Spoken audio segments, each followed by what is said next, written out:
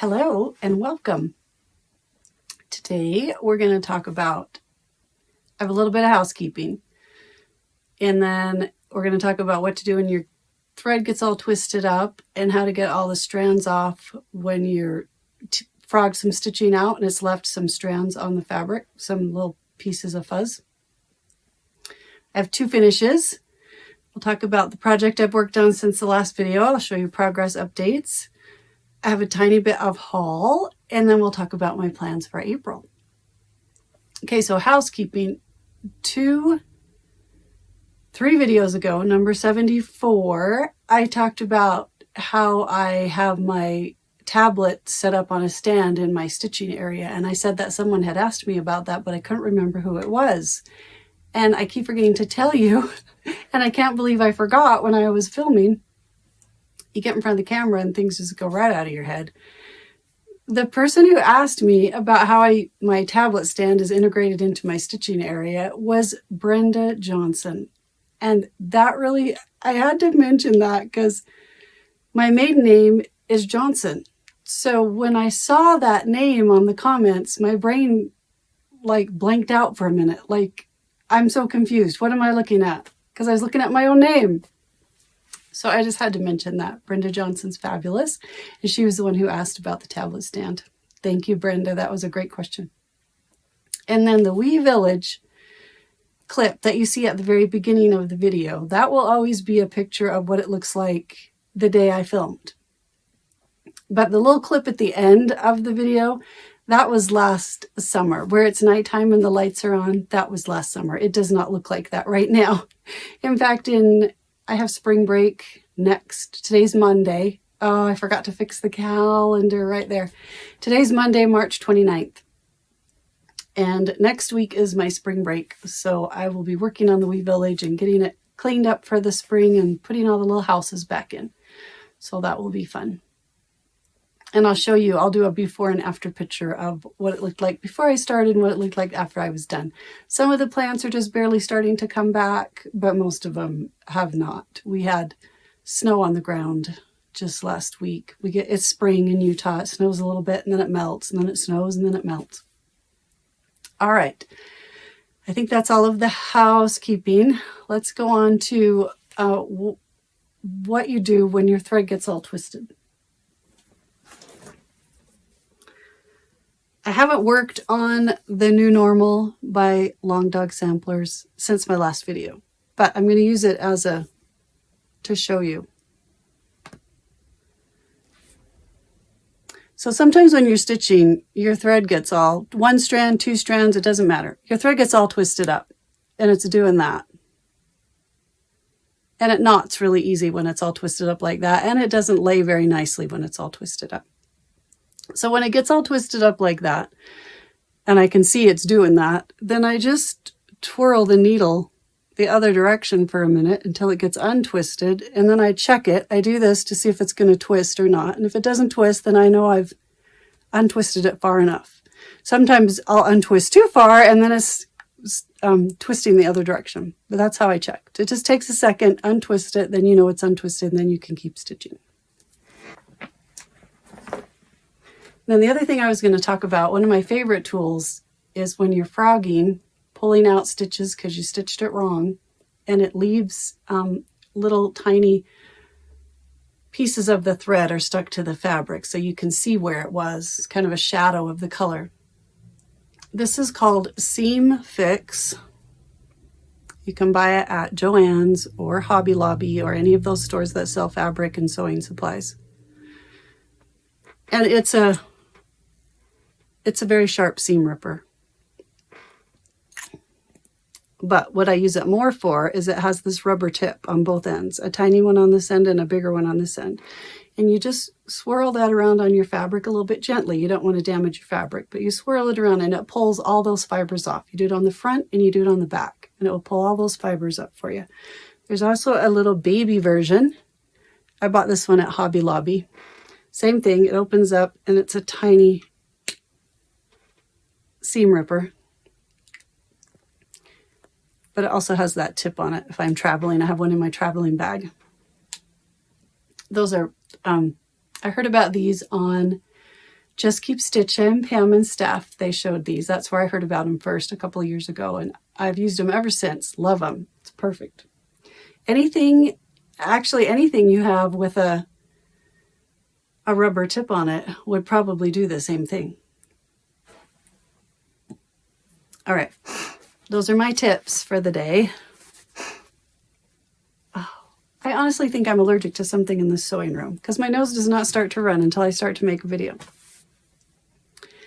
Okay, I have 2 finishes this week. So exciting. The first one is Taking It E-C, E-S-E-A by Silver Creek Samplers. At the beaches where I find a place to let my soul unwind. Sorry, I'm reading that backwards. This is what mine looks like. I'll put that on there.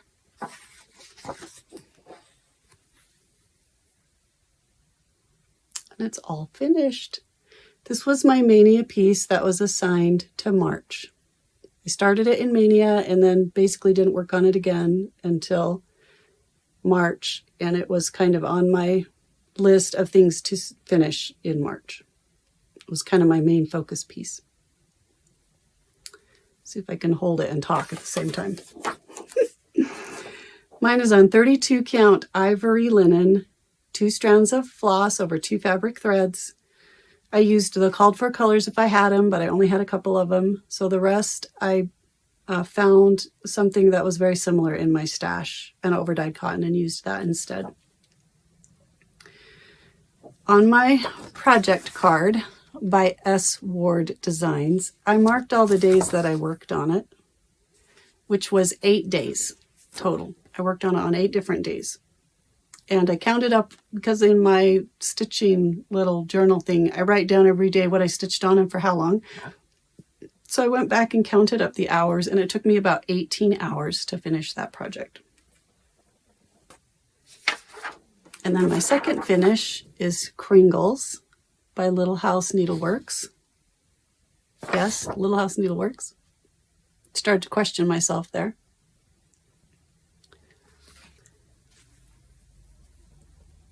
I finished this today on my lunch hour. I ran home on my lunch hour and put in the last few French knots for the little eyes. This one is on 32 count Stormy Night by Zweigart. And on my project card, I have recorded, I started it on July 1st. It was a stitch along with my daughter, bossy daughter, Marie, and my friend Kim. And we were kind of doing a Christmas in July start. So we started it then with the goal of finishing 1 room a month, and then doing a little bit of the roof and the sign, kind of a little bit every once in a while as we went. Try and hold it up closer so you can see.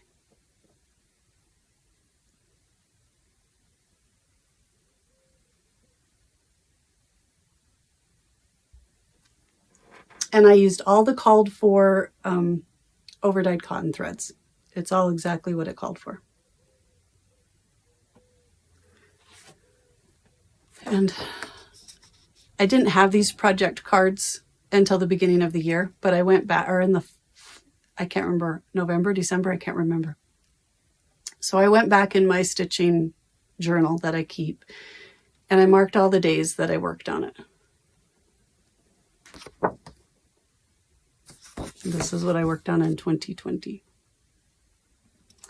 So it took me, I worked on it for 45 different days, and it took me about 135 hours. There were just a couple of days where I wrote that I worked on it, but I didn't write down how long. So I had to guesstimate on a couple of those. But it's about 135 hours, which if you divide it out, averages out to about 3 hours on 45 different days. But that was, I love these cards because I love seeing, like, what time of the month did I work on it? How many days? How was it like a whole bunch and then I got sick of it and didn't work on it for 3 months. I don't know. It's just fascinating to me to see the data in a visual format like this. So very excited about that finish. I will, on my list over spring break, I'm going to really try to get this pinned and laced. And then I think I'll order a frame. I'll see if it's anywhere near a pre-made frame. If not, I'll order a custom frame online and see if I can get it framed pretty quick.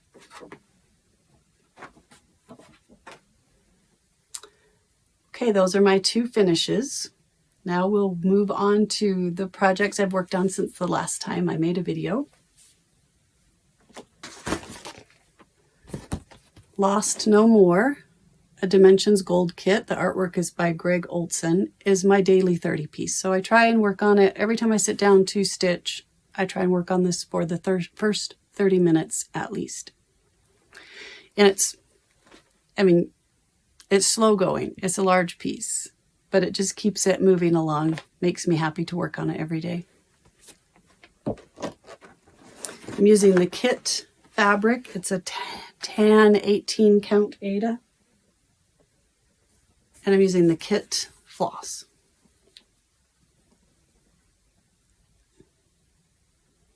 I finished the rocks down here and was able to do his foot. I haven't backstitched it yet.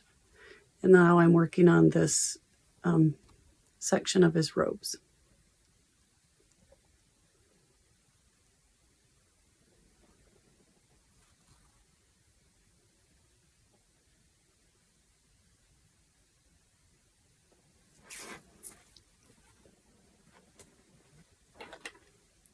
This one is Band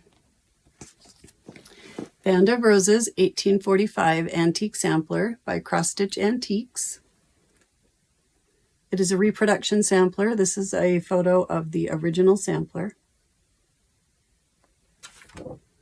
Mine is on 40 count Maritime White Lakeside Linen. I'm using the called for colors except for, well, let's show it on the real piece.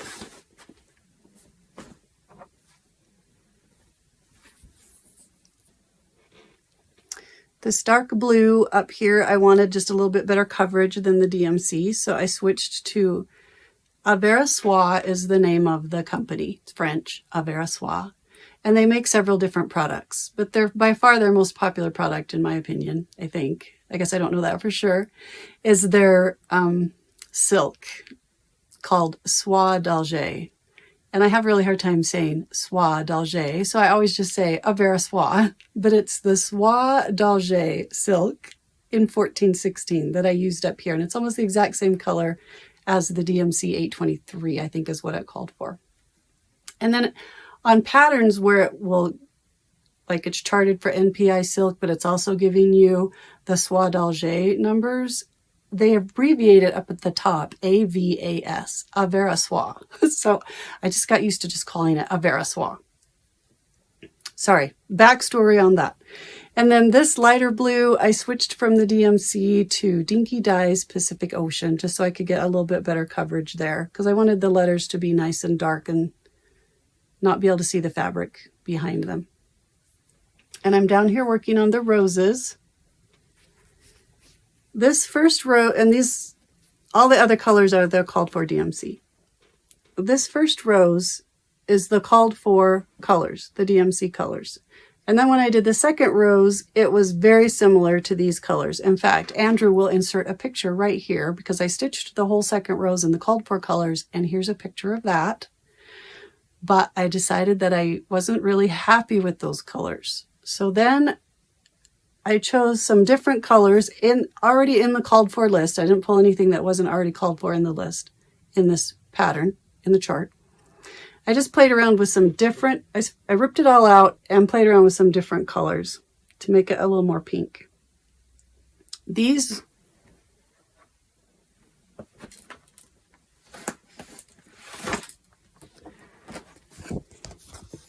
first two roses are really the only ones that are those colors. The rest of the flowers along here are different colors. So I can't decide which way I like it. The original colors are the ones I changed it to. So for now, I'm going to leave it. And then when I get the band done and see how it looks with all the rest of the colors, I may either pull this out and put the original colors back in, or I may take these colors out and make it to match this rose. But I think I'll make them so that they both match. But this one's been a really fun one to work on. It's a stitch along with my friend Linda. And it is a beautiful, beautiful sampler.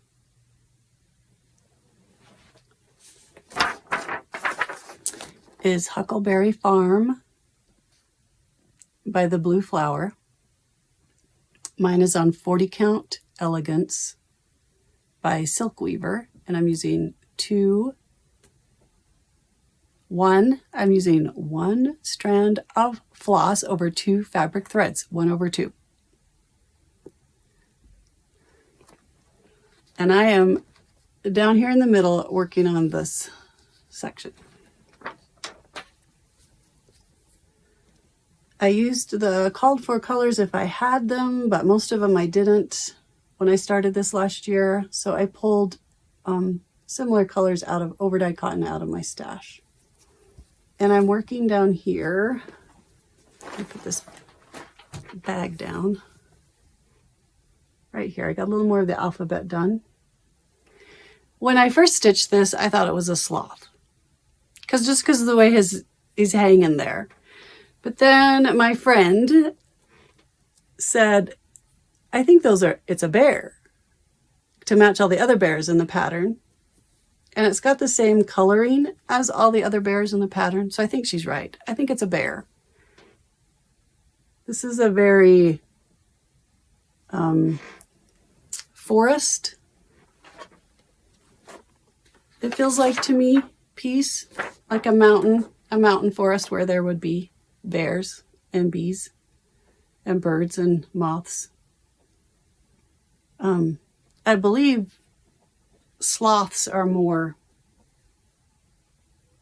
a different part of the world, but maybe not. So I guess it's totally up to your own interpretation whether you think it's a sloth or a bear. This is a stitch along with my friend Lonnie. And I think I told you everything else. 1/2 on 40 count.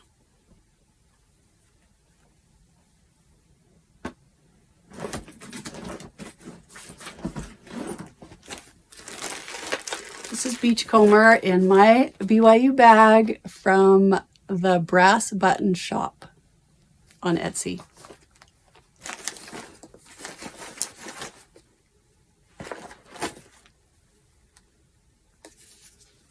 I worked a little bit more on it. I was able to come down here and hit the corner. Now I'm on my way back up this way. So excited. It is 25 count even weave. I think it's an off-white even weave. And I'm using 1 strand of floss over 1 fabric thread. So 1/1. And it is the called for DMC colors. I haven't made any changes. This is just my list of what days I worked on it and how many hours, because I was trying to get 12 hours in on it before I moved to a different whip. So if you're wondering what that is, that's what that is. And she even made me a little needle minder to match my bag. That was so nice of her. I was teasing her because she is a U of U fan, which is University of Utah, and I am a BYU alumni, Brigham Young University. So I was telling her that if she's going to make U of U bags, then she has to make me a BYU bag. And she said, well, she could do it, but maybe if she closed her eyes, maybe. So Marie and I were kidding around on one of our videos and said, wouldn't that be funny if she stitched it with crooked lines because she had her eyes closed? And so she made me one and stitched it all crooked to tease me about having to have her eyes closed while she stitched it. Making me laugh. But it was so nice of her to make the sacrifice to make me a BYU bag.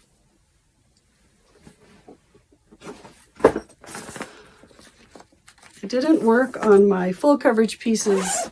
I think I only worked on them one day since the last video, but I did get a little bit more done. This is Disneyland by Nenny Design.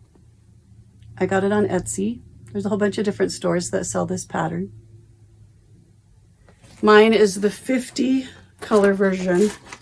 There's at least 2 different versions on Etsy, I noticed. One has over 100 colors. Mine's the 50 color one. And I got a little bit more done right here under the mermaid. We're close to the submarine ride right there in the Mermaid Lagoon. This is 40 count dwarf by Picture This Plus, and I'm using 1 strand of floss over 2 fabric threads. The background on this pattern is all charted to be stitched. The entire white background, it kind of moves from an ecru into a white as you get further away. I am choosing not to stitch the background because I chose blue fabrics to kind of be the sky-ish background.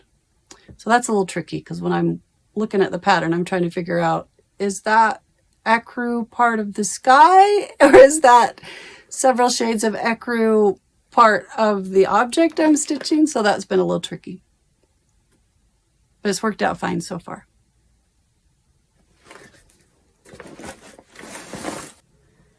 This is Heaven and Earth Designs 4 Seasons. Apparently I lost my, I must have had a parking bobbin up there and took it off. This is the mini version of 4 Seasons. This is 25 count even weave Lugana, and I am stitching with 1 strand of thread over 1 fabric thread. So 1 over 1. And these bobbins right here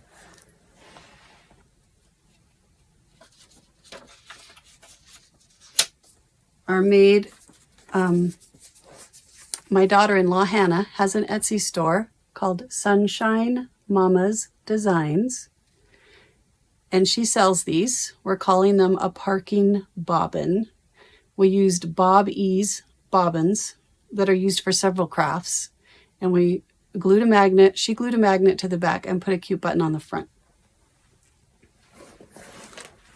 And put the back magnet down and the bag down. They pop open so that you can wind the thread off and on them. And then you just pop it closed. And I didn't like it bouncing all around like that. So we glued a magnet to the back, and now Hannah makes them and sells them in her store. I have the cute little ladybug and the cute little squirrel on this project. They've been amazing at keeping all my, because I use the parking method when I stitch full coverage designs. That just means I stitch 1 10 by 10 square at a time, and then I park that. Whenever I use a color, I park it in the next place that it's going to be used. I know they all look like they're parked in just the very next row down, but they're not. They're in all different places. They're just parked in the next place that they're going to be used. If you do a YouTube search for cross-stitch parking method, you'll see lots of different videos. Everyone kind of does the parking method their own different way. This is a stitching shelf. Hi, Lilia. She is also working on it. My friend Lilia. I did 2 more squares down here, more into this summer section. This top row is, well, I guess I should show you the picture, huh? The top row is spring. Second row is summer. I am working over here. Lilia is working over here. I'm doing the regular version that has around 90 colors. And she is doing the max color version. So I'm just down a little bit into this green tree right here. Heaven and Earth Designs, a Stitcher's shelf, I think. The original artwork is by Amy Stewart. And this is a parking bobbin that Hannah and I are It's a prototype. We're trying it out. It's the same design. It pops open just the same, but it's the softer ones that you can buy as hair curlers on Amazon. I just glued this pretty silver button to the front of it and magnets on the back. We're trying it out to see how we like it. But that's why that one looks different.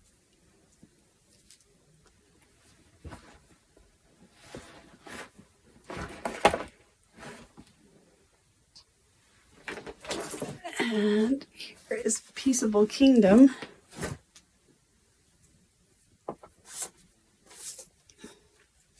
This is what it will look like when it's finished.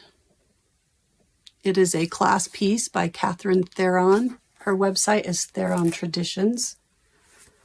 She doesn't sell her patterns retail.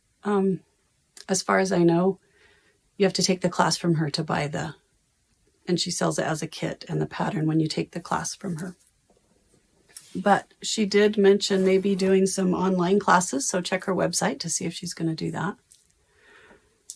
This is where I am right now. Andrew will show you a picture of this top part all unrolled so that I don't have to unroll it right here.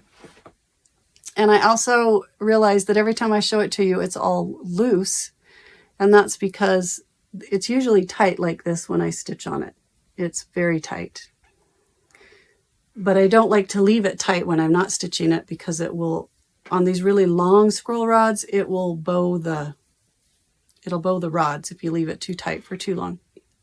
So I always unscrew it and loosen it up before I put it away. So usually when I show it to you, if it's all loose, that's why. That's not how I stitch on it. I like my fabric taut when I stitch on it, which is also very helpful if you're doing specialty stitches to get the right tension. You really need your fabric tight. And this one has a lot of specialty stitches. This is all vertical satin. The whole house is satin stitch. These strawberries are, I think they're Smyrna. Almost the whole. There's hardly any regular cross stitch in this piece. I'm working on this middle section that's all 1/1 stitching. This fabric is 30 count. I believe it's a 30 count linen. And I started this house over here. I finished up the grass down here and started on this section up here. I can't remember if I had this little house and tree last time you saw it. So it's moving along slowly. It's a combination of, it's mostly silks, but it's got a little bit of DMC in it as well. It was a kit that came from Catherine Theron. And my scroll rods are from Artisan Design, same place that my Elan Lapstand is from. He is still selling scroll rods and lapstands. He says right on his website that he's 6 to 8 weeks out right now. Supply is a big problem right now. And right now he's not able to sell to anyone outside the United States. He has paused that for a little while. You can order straight off his website. If you want to talk to him on the phone, you just need to keep calling back. He's just a one-man person. It's just him and his wood shop. So he doesn't always answer the phone. So if you're trying to call him, be patient. Try and get him when he'll answer the phone when he's there, when he's available. I think that's all of my pieces that I've worked on since the last video. Looking at my notes to make sure. So I think we'll move on to the haul section.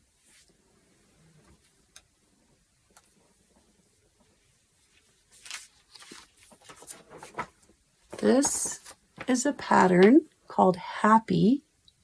I think it's so cute. From Cherry Hill Stitchery on Etsy. That's where I got mine. It makes me happy just to look at it. I need to stitch that. It's such a beautiful piece. I know the designer. She's awesome. And I know her daughter. Her daughter was actually one of my student aides when I was the secretary in the counseling office at the junior high. Now I'm the secretary in the front office.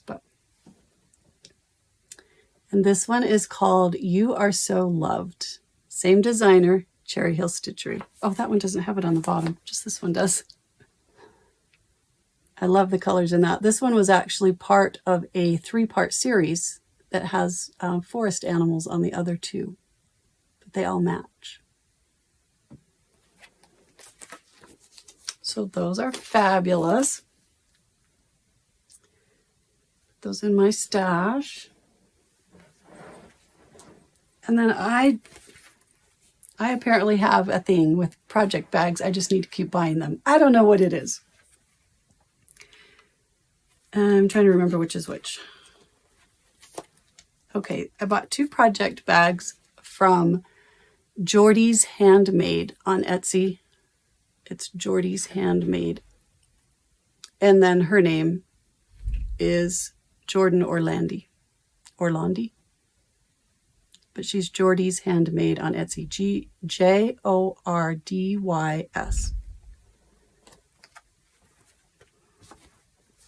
And I got this cute bag. Look at those animals.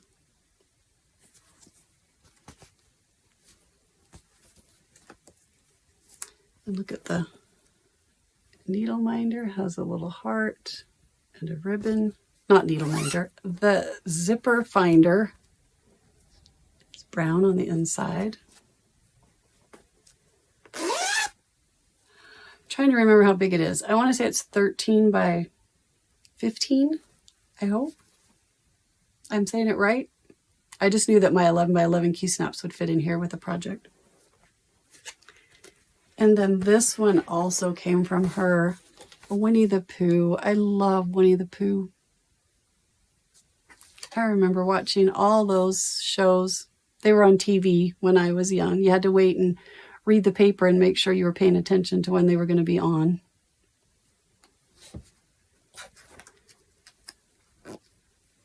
This zipper pull also has the little heart. So pretty. And then I also bought 2 bags from Studio 88 West on Etsy.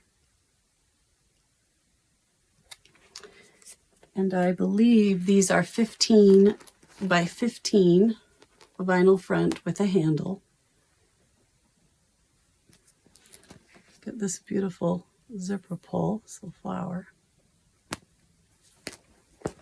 Here's the back.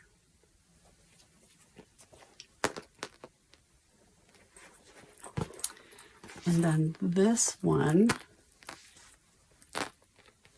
and look what's on the back. It's Peanuts. Another one. I remember reading the comics as a kid. I remember watching the specials on TV. I just couldn't resist. And the zipper pull has Woodstock and Snoopy on it. So cute. And very well made. Both of these bags, Studio 88 West and Jordys Handmade, are just beautifully made. Very impressed.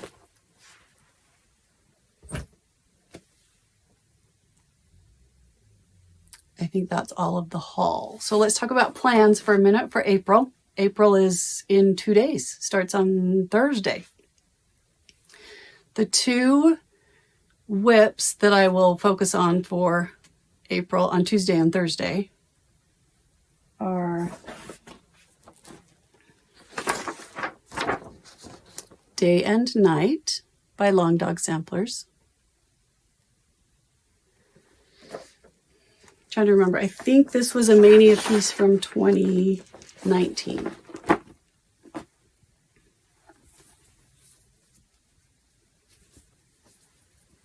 And this is what I have done so far. My goal for April is another half of a page. I'm trying to remember. I think this is more than a page right here. Can't remember. It's on a 40 count. Picture this plus fabric using 1 strand of the called for DMC. Oh, I thought it was written right there, wasn't it? Valor. Picture this plus Valor. So that will be like Tuesdays. I will work on that. And the Thursday, nope, that's not Thursday.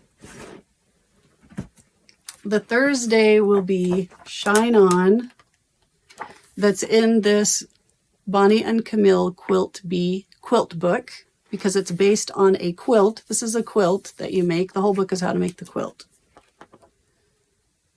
And other projects that use the same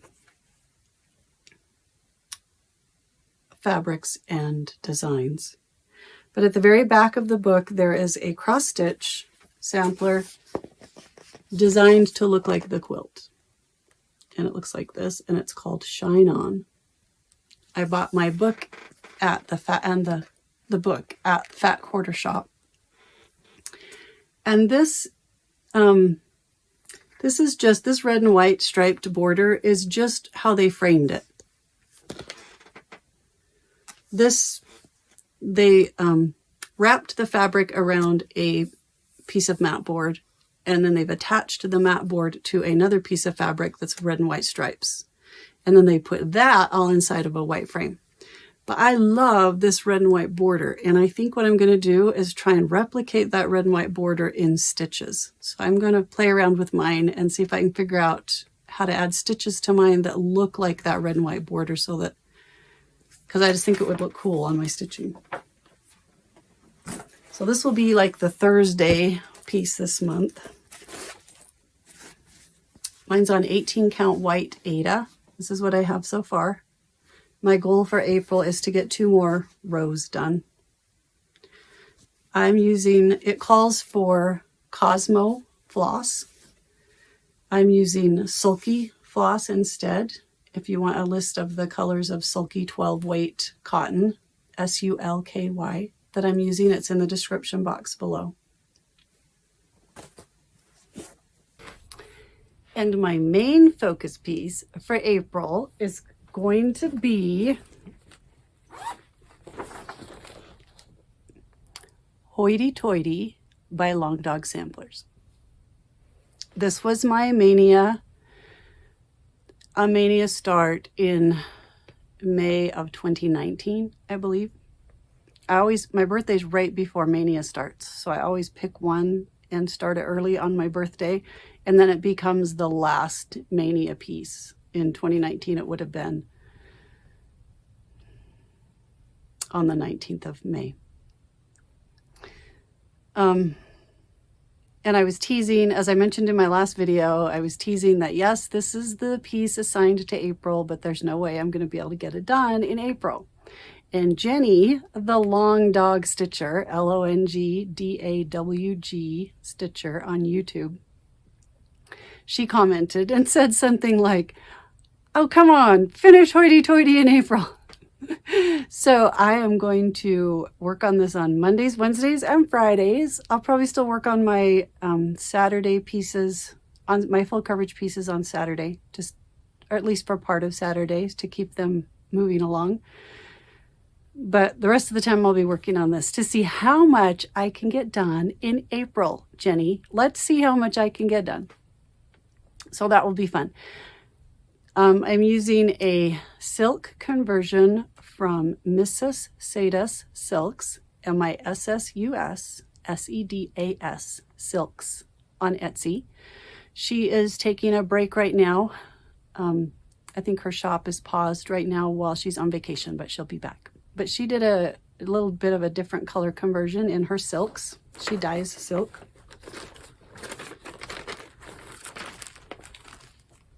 This is,